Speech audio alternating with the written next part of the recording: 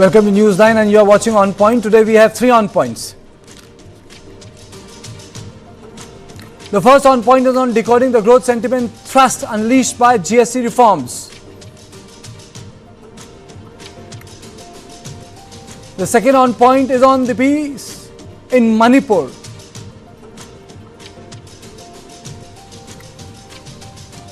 The third on point is on the Supreme Court's strong message to hill states on flooding and environmental disasters.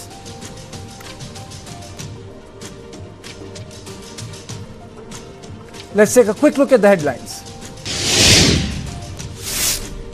BJP MLA suspended amid high drama in West Bengal Assembly. BJP calls it a murder of democracy. Criminal complaint filed against Sonia Gandhi over alleged forgery in voter enrollment. Union Minister Shivraj Singh Chauhan visits flood-hit Punjab, assures all possible assistance from centre.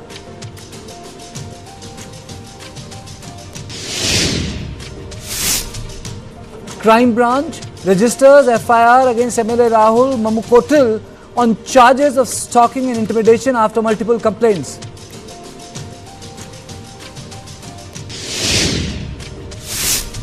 IIT Madras tops an IRF ranking for 7th year. IISc Bengaluru ranked best university and research institute in India. Supreme Court takes suo motu cognizance of non-functional CCTVs in police stations.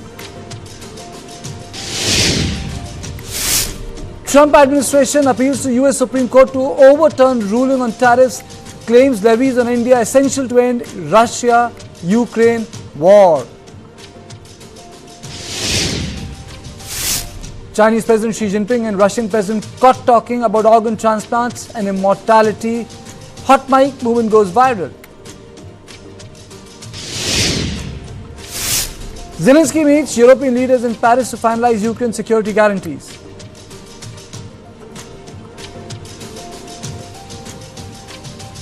It is the most significant tax reform since GST's launch in 2017. Finance Minister Nirmala Sitharaman on Wednesday night approved sweeping rationalization of tax system by moving from a 4-tier structure to a simplified 2-rate regime. It has moved to a standard rate of 18% and a merit rate of 5% along with a special demerit rate of 40% on select goods and services. The reforms take effect from September 22nd. It is the growth sentiment thrust. Let us look at 6 big takeaways from GST Reform 2.0. Now, small cars will attract 18% GST instead of 28%. The tax burden on premium cars too has been reduced. Under the new system, this has been rationalized to a flat 40% GST. The government has done away with GST on insurance premiums, which currently stands at 18%. This will make policies cheaper. White goods will become cheap. This includes televisions, dishwashers, and refrigerators. TV will become cheaper by as much as rupees 20,000 and fridge by 12,000. In a push for nutrition, excess EGST in everyday food items has been slashed to 0 in certain categories and reduced from 12% to 5% for other food items. Paneer and pasteurized milk, for instance, are at 0 GST slab, down from 5%. Milk prices from 5% may see a drop to rupees 5 to 10 per litre, and avocado prices, for example, can drop by 7 to 12 per piece. One big takeaway from GST reform is the focus on agriculture and uplifting farmers. So tractor tires and parts are now in 5% slab, down from 18% GST on machines for harvesting and cultivation has been slashed from 12 to 5, and certain biopesticides are now at 5% slab. Let me play out a bite of Prime Minister Narendra Modi. जिस भावना को लेकर हम चल रहे हैं, उसी भावना पर चलते हुए कल भारत सरकार ने राज्यों के साथ मिलकर के एक बहुत बड़ा निर्णय किया है और बहुत महत्वपूर्ण निर्णय है। अब जीएसटी और भी ज्यादा सिंपल हो गया है, सरल हो गया है। जीएसटी के मुख्यतः 2 ही रेट रह गए हैं, 5% और 18%, 5% और 18%। और 22 सितंबर सोमवार, जब नवरात्र का पहला दिन है, और ये सारी चीजों का मातृशक्ति को संबंध तो बहुत ही रहता है, और इसलिए नवरात्रि के इस प्रथम दिवस पर जीएसटी का जो एक रिफॉर्म वर्जन है, नेक्स्ट जनरेशन रिफॉर्म किया हुआ, वो लागू हो जाएगा। Another big thrust area is affordable schooling with GST on educational aids such as maps, charts, globes reduced from 12%. Stationery items such as pencils, crayons, exercise books and notebooks are also in the same zero GST slab now. Beyond consumer goods, the GST Council extended relief to key industrial inputs from coal and cement to fibers and chemicals like ammonia, sulfuric acid and nitric acid. This will bring relief to sectors ranging from power and construction to textiles and fertilizers. This growth sentiment thrust, that's what I call GST, will have a definitive impact on the economy. Now, looking at the big picture, the question emerges, can these GST reforms offset the impact of 50% tariff imposed by Trump? Along with other measures taken by the centre, the reform can trigger a virtuous cycle and boost India's growth. Which are the other measures that will work in tandem with reform is the question. The likely revenue implication of GST reform 2.0 is the tune of 48,000 crore, but Bank of Baroda estimates that GST reform will boost India's GDP by 0.2 to 0.3%. The amount that is at risk by Trump's 50% tariff imposition is around $30 billion. So first, what are the second generation reforms and why do we need them? Will the stimulus to consumption and demand offset tariff losses? How does GST reform help ease of doing business? Will it cushion the impact on farmers and MSMEs? What else needs to be done to create jobs in hubs like Surat and Tirupur? How do we revive industries in this sector? These are the issues I'm going to take up with my guest. Subhash Chandra Garg, former Finance Secretary, joins me. Thank you so much, sir, for joining me. Dr. Lavish Bhandari, President, Center for Social and Economic Progress. Thank you so much, sir, for joining me. Ambassador Jain Das Gupta, former Ambassador to WTO, and my colleague, Executive Editor, Kartik Malhotra. Thank you, Kartik, for joining me. Let me straight away go to Dr. Lavish Bhandari.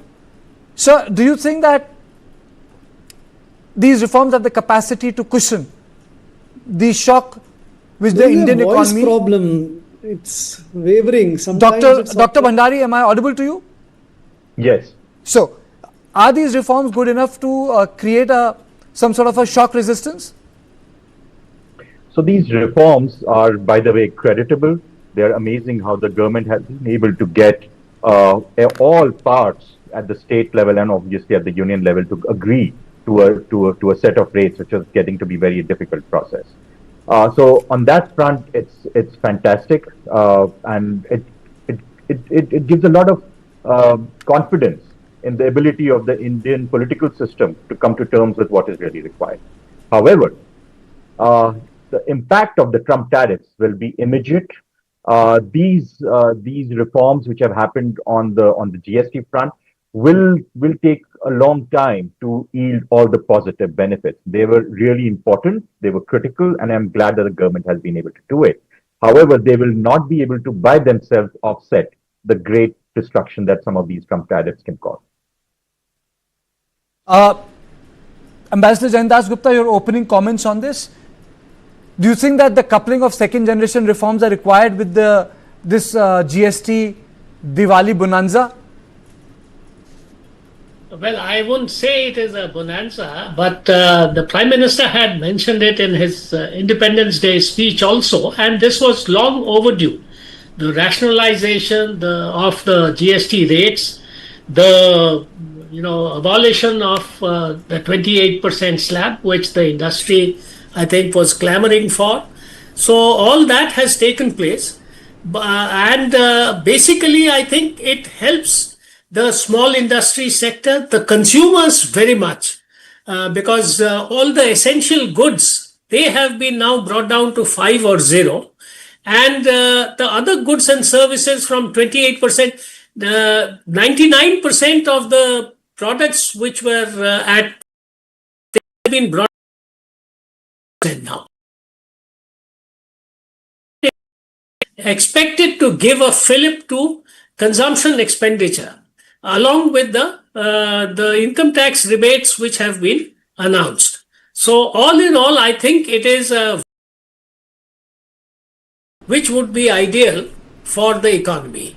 And as Mr. Bhandari has mentioned, all the states have been on board on this. So that is a great achievement of the government to bring about consensus on this decision, because everybody would be on the same page. Okay. Mr. Garg, your opening comments on this. Do you think it's going to spur consumption? See, the connection between the Trump tariffs and the GST 2.0 reform is very tenuous. The assumption is that because the exports don't attract any GST, and therefore the exports are not sort of subject to the GST kind of rationalization or rate reduction or whatever. So that connection is not there, but the connection comes from the fact that in case there is a reduction in exports and the exporters are not able to export their products outside and have to sort of see the domestic market to absorb them, then the reduced GST may spur the domestic demand to absorb that surplus. So that is the connection. But in this connection, theoretically it makes absolute sense that if you have surplus exportable goods to be absorbed by the domestic demand created by lower GST, it should make sense. But if you apply it to the specifics, now let us take textile, for example. The textile 2,500 rupees and higher textile has been actually brought into the higher tax slabs. It remains in 18% or it has been taken there. Now that would in a way not create the demand for the textiles, shirts and other things which couldn't be exported. Look at the other kind of things, gems, jewelry, where we have the major exports to America. Now that has not been changed by these. The rates for them, whether it's the jewelry or other things, those are in that 2.5 and 3% bracket. That remains unchanged. So that's also not got affected. But other things, we need to chemicals, whether there is some difference caused by in the domestic prices because the lower GST. So we'll have to look at very specifically for each item. On the whole, I don't think there is any major or any appreciable impact of the GST reduction from the point of view of the Trump tariff threat. Okay. Karthik, your thoughts on it. Then I go to the second part of reform. So I'm putting out an open question to you. Right. Okay. So, a slightly macro view of this, Karthikeya. Hey, thanks for having me, first of all. And it's always a pleasure, Karthik. With such an august gathering. And, Mr. Navish Bhandari may be able to correct me if I'm wrong, but I think the simplistic equation to understand GDP, which is pretty much the measure of the heft of an economy, is that GDP is a function of consumption. It's a function of government spending, investments by the private sector as well as by the government, and your net exports. So what we are looking at right now by way of this GST reduction is primarily the consumption side of this equation is likely to inch up higher. And when I say inch up higher, again, let's look at the two categories. Let's look at the merit goods, which are now attracting 5%, and let's look at the standard rate of 18%. Now, what the 5% slab does, Karthikeya, is that a lot of consumers who are not yet in the fold of consuming these merit goods, by way of a price reduction, the sticker price reduction, will now be able to consume those products. But something I'd like to repeat is what Mr. Subhash Chandra Garg mentioned yesterday. The people who are already consuming these merit goods, are they going to brush twice a day or twice more a day? Are they going to take a bath more number of times a day? Are they going to use more shampoo and more hair oil? Perhaps not. So those who are using these essential goods will continue to use them, and it's going to result in a little bit of saving for them. But those who are not using these goods now get into the fold, and that is going to give some consumption fillip when it comes to the 5% merit goods. Now, when you come to the 18% goods, and these are the ones, most of which have been brought down from the 28% to the 18% slab, that I believe is likely to spur greater consumption, and that I believe is something. I think there's a bit of a freeze there. So, Dr. Bhandari, if you look at the ads that yes, Karthik, there was a little bit of a freeze. You can complete your argument. Karthik. Yeah, so I'm saying if you look at, let's say, buying an air conditioner right now, which costs you 30,000 rupees, add a 28% GST to that, it becomes about 39,000 rupees. Now, with an 18% GST, it becomes more affordable at 36,000 rupees. So there's straight away a 3,000 rupees saving, and that becomes sizable. And that, I believe, is likely to spur greater demand and lead greater consumption in the economy. But at the same time, the tax collection of the government, the tax revenue of the government is likely to come down by this stated figure by the government as much as 48,000 crore rupees. So GST would have done its job, this GST reduction would have done its job if, let's say, the direct tax collection, the corporate tax which the government collects by way of this increased demand is more than 48,000 crore rupees of tax revenue loss to the government. So that is going to equate the GDP equation. The net exports, which is at risk right now, especially with respect to the United States, where the tariff war continues to be on, I doubt that is going to be offset by the rise in consumption by way of this GST reduction. Okay, Dr. Bhandari, I'll just take you through what the Prime Minister said. We ran the entire speed, but if you look at the advertisements that came out, the word which is very saliently but prominently mentioned is Atmanirbharta and Swadeshi. Even in this speech, which Prime Minister has given short time back, said देश के support और growth की double dose है GST 2.0. He said घर घर स्वदेशी अभियान का लगाएं board. Now he is trying to connect his GST reform with Swadeshi and Atmanirbharta. Your comments, sir? I think the way we need to see this Atmanirbharta concept is it's much more at a wider perspective. It's about self-confidence. And I feel that what has happened with the GST reforms is a confidence that the Indian polity can come together very quickly to be able to come to something which everyone has agreed to for the last 10 years. So in that sense, Atmanirbharta in a larger perspective is something which I think has been, it is in that direction. But just calling the GST reform a concept of Atmanirbharta by itself would, I think, be a mistake, because Atmanirbharta is also about imports, where the GST is not really playing, and it is also about exports as well. So GST is one smaller component of the concept of Atmanirbharta. So a lot of people talk about second generation reforms. Can you just speak on it? What are the second generation reforms which are actually required for Atmanirbharta? So first, and most important, it's also about cleaning up and simplifying the direct taxation regime. Even in the GST regime, there are lots of complexities which the government has, apart from the reduction of slabs, is also done, and that is about all the whole process of application for a GST number, etc. So that has been in the right direction. We need a lot of direct tax reforms, which are become quite messy, and so that would be one way. Deregulation, which I think the government has also spoken about. The economic the survey has talked about it. So deregulation is another part of it, and most important, all the constraints on investment that have somehow due to a whole range of issues come up need to be simplified, and those includes related to land transactions, related to, of course, constraints in labor regulations, etc. Those also need to be simplified. So broadly, 5 major areas that the government needs to clear up on: deregulation, on land, on labor, on the whole process of long, drawn-out legal complications that are happening. For that, the judiciary needs to come on board as well. And most important, perhaps, in all of these, is this confidence that the polity in India can come together across party lines, across states and center, to be able to come to some sort of a cooperative solution. That's the most contentious thing, sir. Land and labor reforms in the country. It started way back in UPA too, but none of the successive governments have failed to reform both land and labor. It's the toughest thing to deal with. Isn't that the case? Just 1 minute. I'm sorry, but I'll just take 1 minute on both of those. It was said that the coming together of GST or people on GST would be one of the most contentious things. We seem to have achieved that.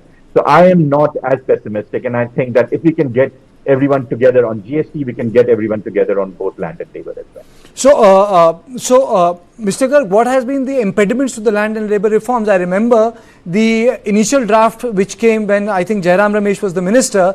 It was sent to the select committee. It came back, and then there was a huge disagreement. And subsequently, in the first tenure, Prime Minister Modi wanted land reforms, and there was a huge hue and cry. And since then, there has been no movement. It has been left to the state governments now. See, the connection again between the concept of Atmanirbharta and the land and labor reforms, I think we'll have to consider in much more detail.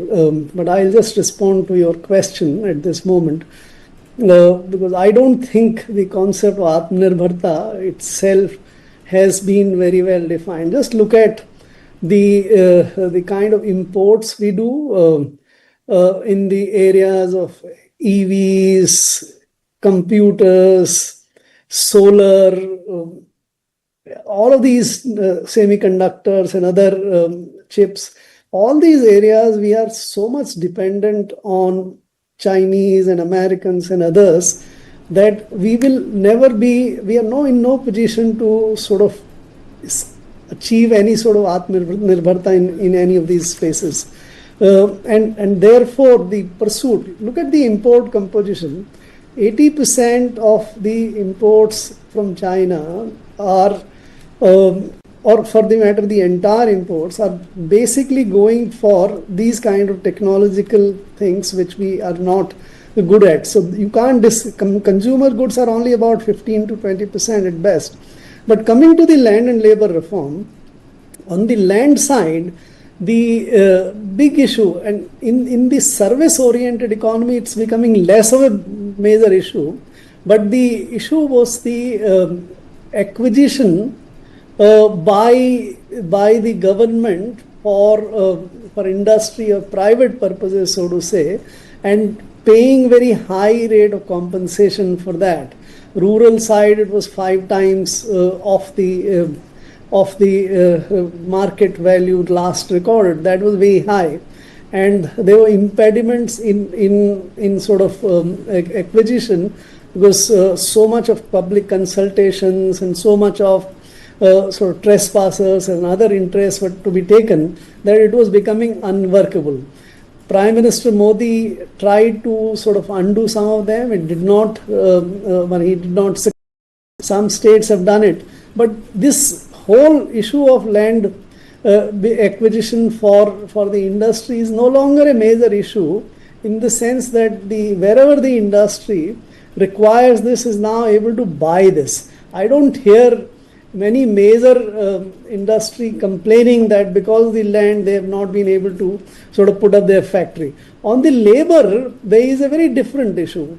29 labor laws were sort of merged into 4 codes. It's 6 years now since the parliament approved it. The president passed it. There was not major labor reforms there, but whatever it was, the government is not notifying them. Why does the government not notify them? The excuse offered is that some states have not made the rules. It's not required that all these states make the rules. If 26 out of 29 have done it, it's good enough. You sort of notify it. It tells me that the government actually is not interested to notify the labor laws which it enacted. So the blame or the responsibility for not doing anything on the labor reform side is squarely on the current government. Okay, Karthik, I think you want to come in. Yeah, I want to specifically respond to what you were asking initially about what are the reforms which are required to really become Atmanirbhar. And, I want to step into that debate and just say that what India right now needs is, we keep talking about, this unleashing of animal spirits and getting the private sector to invest and make big capex investments and set up factories and plants, etc.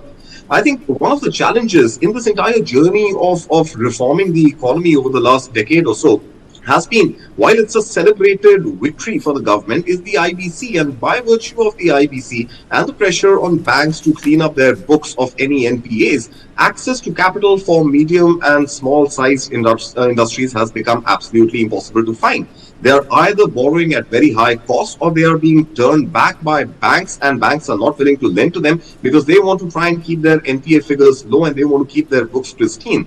Now, how are you going to unleash animal spirits if every component that goes into any product that gets assembled in India is actually not getting made in India? I mean, we have the image of a car on the screen right now. I think barring tires and barring steel, I doubt there are any other components that we are absolutely 100% self-reliant in making. Whether it is your semiconductors, the chips, I mean, great work done that the Vikram 32 and in fact... Karthik, is it because of lack of innovation economy? Is it because of the lack of innovation economy? I think people will be willing to innovate if they have access to capital. And those taps of capital have to flow open for the private sector to feel safe and feel confident that, hey, I have access to money. Now I can try and invest in some technology. I can try and hire better talent. I can try and do with the lack of land and labor laws which are conducive enough for me to go ahead and progress. But if I have access to cheap capital, it will give me more confidence to go ahead and risk that capital into creating something which is going to make me more self-reliant. Absolutely, and Ambassador Das Gupta, you see, if you look at the movement of the global trade from global integration to the virtues of global economy from late 1970s to 90s, we have moved to a world where it's make in America, made in India, manufactured in China. So how tough or how difficult for India to be Atmanirbhar in all aspects of life? Because I don't think every country has the capacity to build everything and manufacture everything domestically. For example, today the new oil is data, and we barely house our data in this country. All the servers are outside. I mean, just to start on that count. Well, Atmanirbhar has various connotations, and it has not been really defined very well in terms of how it differs from import substitution of old.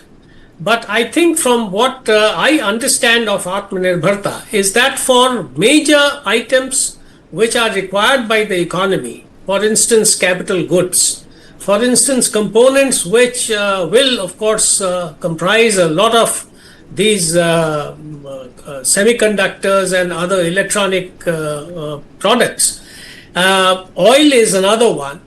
Which we will not be able to produce to substitute for the 86% that we require at the moment. But are there any alternatives to energy? Yes, green energy, renewable energy. So these are some of the essential components that we do not depend on other countries in a large way for providing these requirements for our own economy. This would be Atmanirbharta. Luxury goods and some consumption goods we may import from abroad, and we may not be self-sufficient. So I think that is, to my mind, what Atmanirbharta is all about. Now, if you look at capital goods, for instance, we are far from it because we have not really invested in R&D. We have not done reverse engineering, which the Chinese did in large measure, and so on. Semiconductors, of course, we are late starters. We started only now, and we have a lot of catching up to do. So that is the second aspect, and just to remind our viewers, about 50% of the goods in value terms which are traded in internationally have some or the other component of semiconductors or chips embedded in them. So that is the significance of semiconductors in modern day trade. So that is a lot of catching up to do there. In terms of, let's say, renewable energy. Even if we go ahead and make those semiconductors, great work by ISRO and the lab in Mohali. They've created the Vikram 32, and there's a lot of celebration around it. But 180 nanometers, 180 nanometers when the industry standard has gone down to 8 nanometers. And then that is just the semiconductor we're talking about. What about the wafers, and what about the fabs, and what about moving beyond just testing, assembling and testing and really getting into the cutting edge? I think by the time we play catch up, the world would have moved on to perhaps another technology altogether. Absolutely. And absolutely. Last question is to Dr. Bhandari, just to remind him of the conversation we had in Dubai. Is this concept of Swadeshi and Atmanirbharta is same or is similar to what Gandhi spoke about?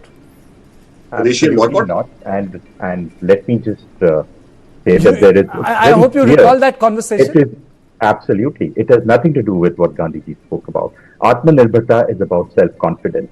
Everywhere in the world, even China does not produce products where you have only Chinese inputs. China would not be able to produce its batteries if it did not get lithium from Chile, right? So in this modern world, modern economy, inputs are from all over the place. A semiconductor may be very great, it may be produced to whatever nanometers you want to, but there is a software that goes into it. That software, who knows, may be produced in Bangalore. We don't talk about it here, right?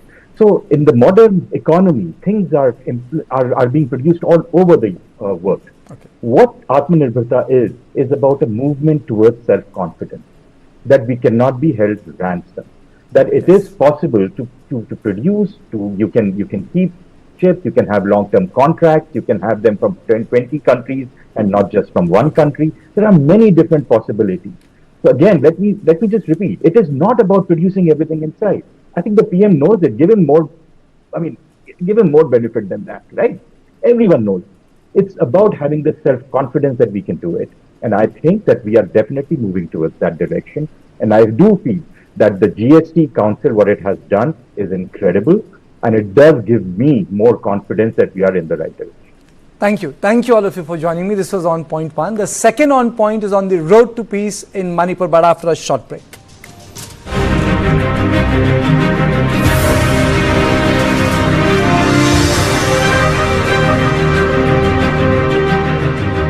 Associate sponsor anchor toothpaste, नए जमाने की नई सुरक्षा। Best है sir, पर नया क्यों? Architect ji, something special for you. Birla Opus assurance देने के लिए। ऐसा क्या है इसमें? इसमें है एडवांस क्वालिटी। 1 साल में पेंट को कुछ भी हुआ तो पेंटिंग वापस करके देंगे। वापस करके देंगे वो भी फ्री। क्वालिटी पे इतना कॉन्फिडेंस, इसीलिए बिरला ओपस एश्योरेंस। रजिस्टर करो birlaopus.com पर।